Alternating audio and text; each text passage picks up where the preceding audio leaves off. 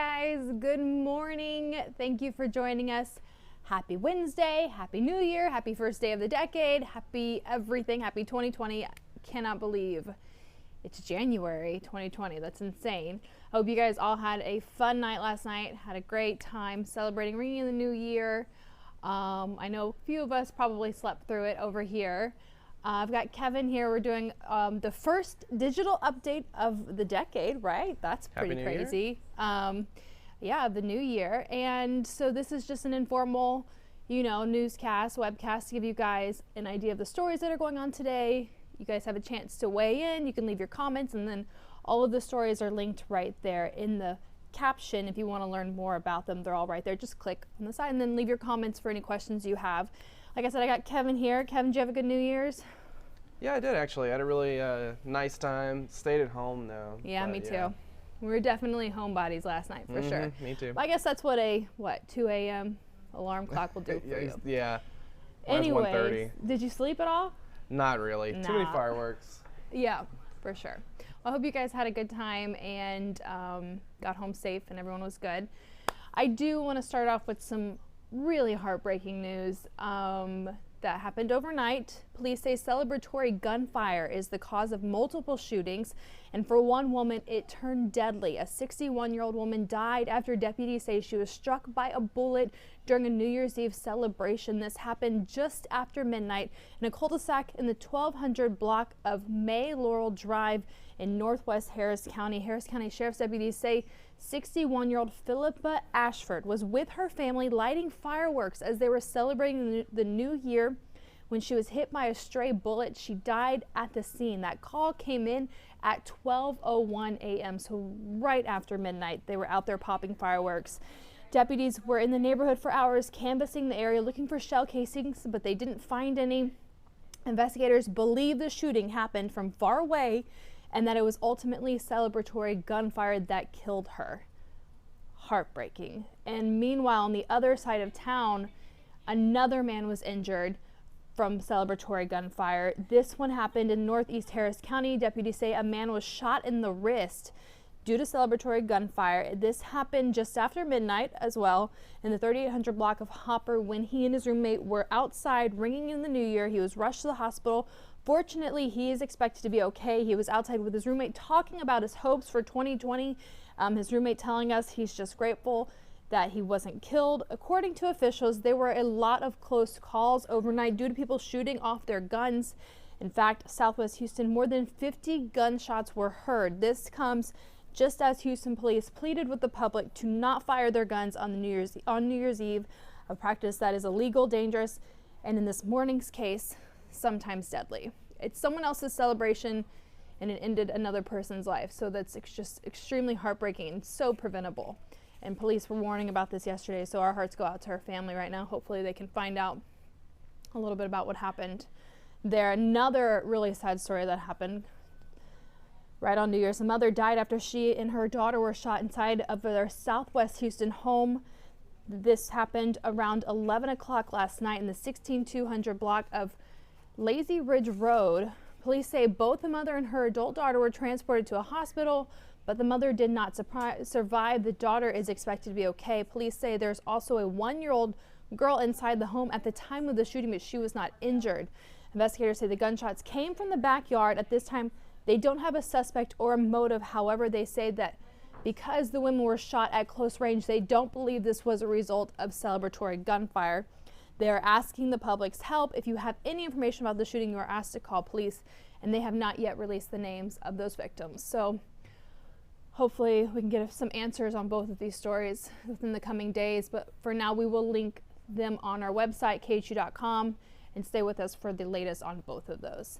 But turning to weather, we're supposed to get some rain today, and I think it should kick in this afternoon. We have Addison standing by in our weather center. He's going to give you guys an update. Hey, Addison. Hey, Janelle. Good morning and Happy New Year to you and everyone out and about.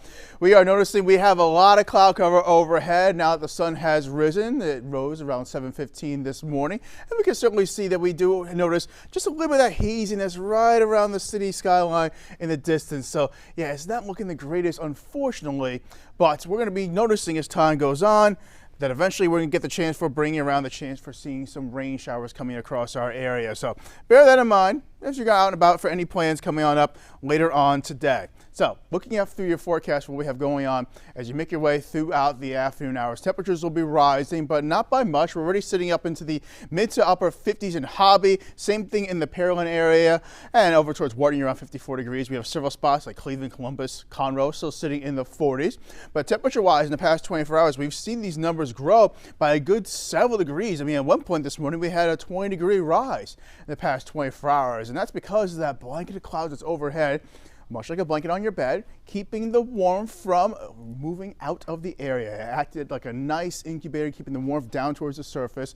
And as a result, temperatures did not cool down all that much. But we are noticing that those clouds are pushing on in from areas down to the south and west. They're going to be starting streaming up this way over time. And that's why we're going to be noticing that the visibility is going to be looking a little murkier as we go throughout the rest of the afternoon to evening hour time frame. The reason why we have all this, well, we got this area of low pressure right here. That's going to be eventually segueing over in towards our neck of the woods, bringing that moisture coming on in from the Pacific Ocean, as well as coming on in from the Gulf of Mexico. So those rain chances will be rising once we get past the 2 o'clock hour or so. So for the time being, it's just a little cloudy out and about, but overall, not that bad across our area. Heading forward though, in throughout 5, 6, 7 o'clock, the rain chances do increase, and then making your way throughout the overnight hours, we keep those rain chances running rather high all the way until we get to about, say about the midnight hour, going in from Thursday to Friday. Those rain chances really diminish nicely across the area, and we start to go down towards the skies getting brighter as high pressure builds on in. The visibility is going to be going downhill a little bit as we go towards the evening hours. We do have a little mist coming on in across our region. So places like Bush going up towards Conroe, I should say, you'll notice that visibility starting to go down. And by tomorrow morning, a lot of people are going back to the work week. It's a shortened work week, but nonetheless, you will have some poor visibility concerns, especially right by the coastal areas. From Crystal Beach, maybe you're pushing towards the Louisiana border. If you're going that way, you won't really be able to see too much out there in the distance, and that's on top of the heavy rain coming on down. Visibility will gradually improve as you go throughout the evening hours on Thursday, but it'll still be an issue for some of our western towns up across the area. Temperature-wise during this time frame, we're going to try and rise up into the upper 60s today, although we really will struggle to do so. And then by Thursday afternoon, we're sitting pretty into the low 60s across the area, and that's on top of the rain coming on down, which will kind of keep things running a little on the cool side. So this moisture is streaming on in. You can watch it right here. Across from the Pacific Ocean, coming all the way up this way and across portions of central Mexico in towards southern Texas. So that's some Pacific moisture right there. And this section right here is an abundance of moisture coming in right off the ocean. So it's kind of fizzling out over the central mountainous areas of northern Mexico, but nonetheless, the clouds are still feeding up this way and drifting over to the southeast. That's why some of those rainfall totals that we're going to be looking at potentially could be running rather high. Now the rain wants to come on in, a little bit of some trickle of drizzle out there for areas south and west of the loop. So if you're out towards, say, Sugar Land, Bay City, you guys may notice the rain coming in sooner rather than later. But then everyone's looking at the rain coming on in overnight, and we have the moisture now streaming up across from the Gulf of Mexico as an area of low pressure is just starting to form right there. You can kind of see that little counterclockwise circulation going on. Heading forward in throughout the overnight hours, watch as we get more rain pushing on up across the coastal areas, and anywhere you see the darker green to yellow, that's some possible moderate to heavy rain coming on in. We'll have another area of low pressure forming just south of the Galveston area, just offshore, just pumping in that moisture right there across our southeastern portion of the metro area. So Chambers County, for instance, you guys may be hit hard with some heavy rain, and we're definitely going to be having the possibility of some of those low-lying areas, those usual flood-prone areas, possibly being susceptible to some standing water coming on in. By lunchtime on Thursday, we're still getting the good amount of rainfall coming on in, despite the bulk of it right here, now pushing across portions of Louisiana. And as you fast forward in towards Thursday evening, the rain will eventually wrap up from west to east. Dry air now starting to finally punch on in across the area, and we're going to get a chance to dry things out as we go through the day on Friday. But rainfall totals, here are those numbers I wanted to show you.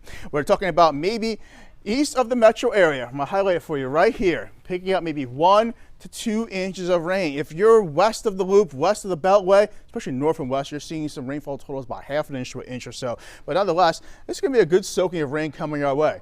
Now, it's been a while since we've had some rainfall, so the grounds can handle bringing around some rain, but it's a question of does it become too much for it to handle, in which case the flooding issues might pop up. Today, mainly cloudy, rain coming on in the afternoon hours, temperatures in the upper 50s to low 60s. Then for tonight, only dipping down to the upper 50s. With the rain being heavy at times, you may have some patchy fog.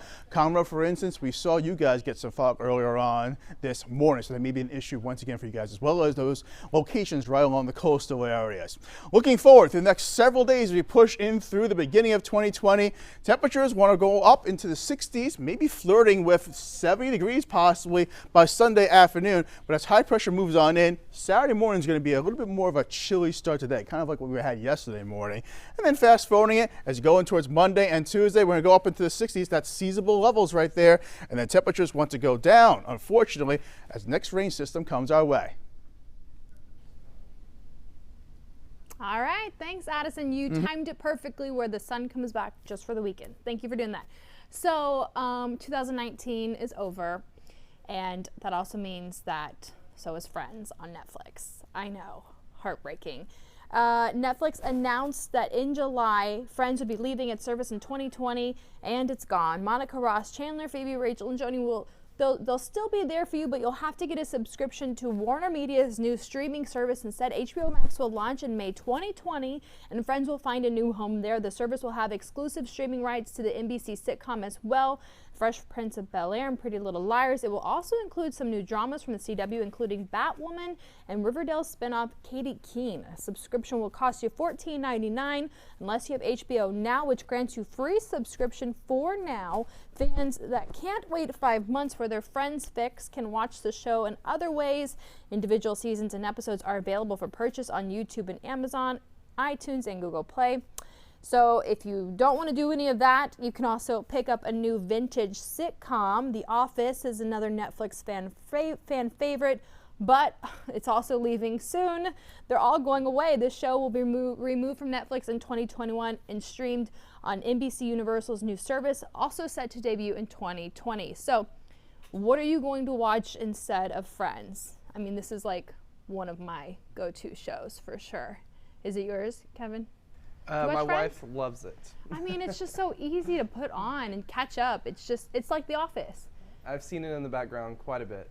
Yes, it's always in the background. It's Right. great. It's a great thing to have just to be there. But The Office is now my new go-to. Mine too. And then after that, Parks and Rec, maybe. That's about it. Yeah, that was my next step too. Parks and Rec, that's it. I don't know what else. If you guys have any other suggestions for us, please comment because we're going to be dying soon. Yeah, it's very sad. Okay, so it's...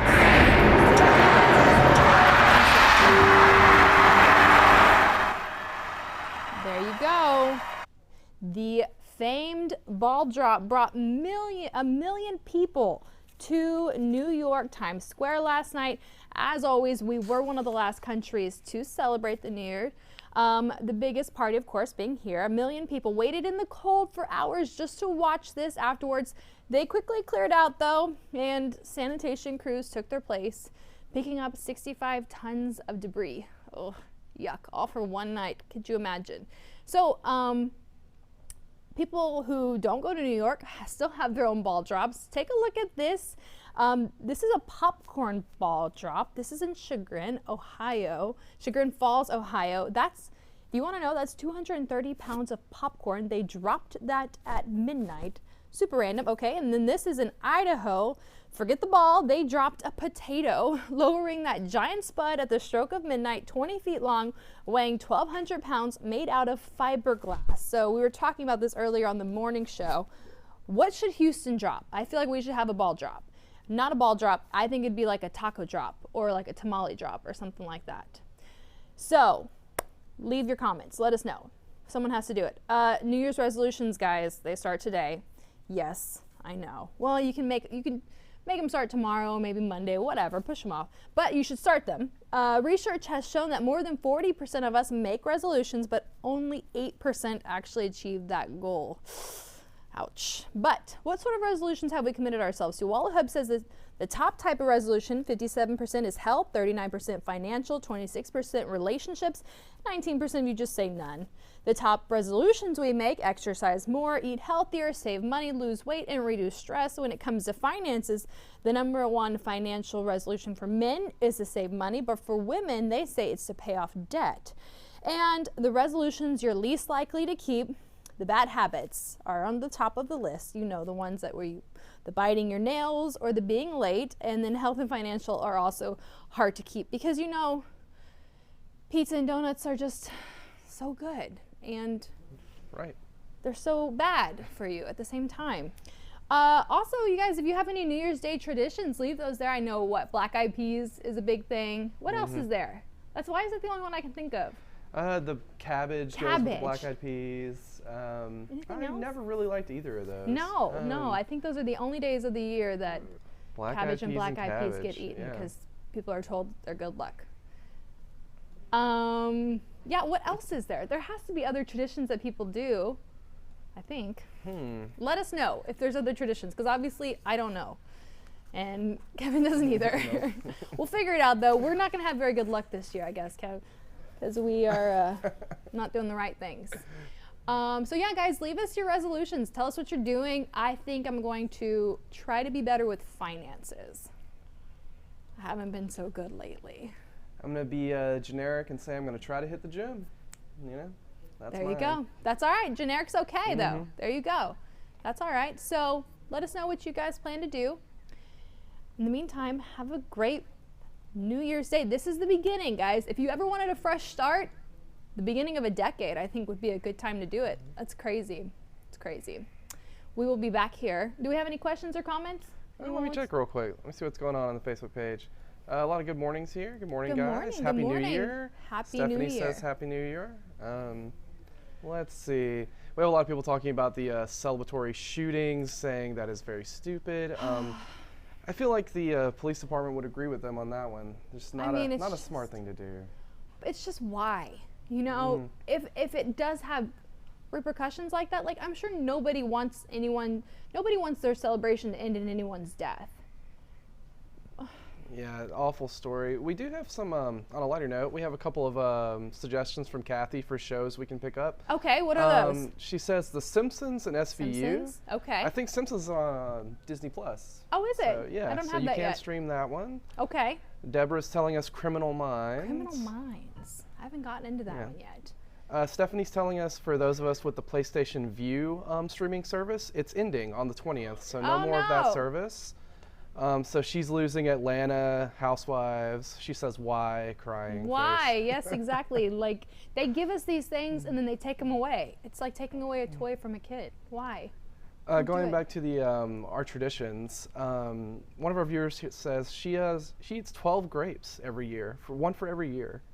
That's an interesting tradition. A I've grape never for heard every that. month or a grape for every year? She says grape for every year. Oh. 12 grapes, one for every year. Oh. Never heard I'd of that probably one. eat more than that, though. Right. I don't know if I could stop myself at 12. Anyways, all right, guys, you have a great New Year's Day, and we will be back here later this evening. And then also tonight, we'll do more digital updates, and we'll be back all week. It's the beginning of the year. Happy New Year, guys. Have a good one.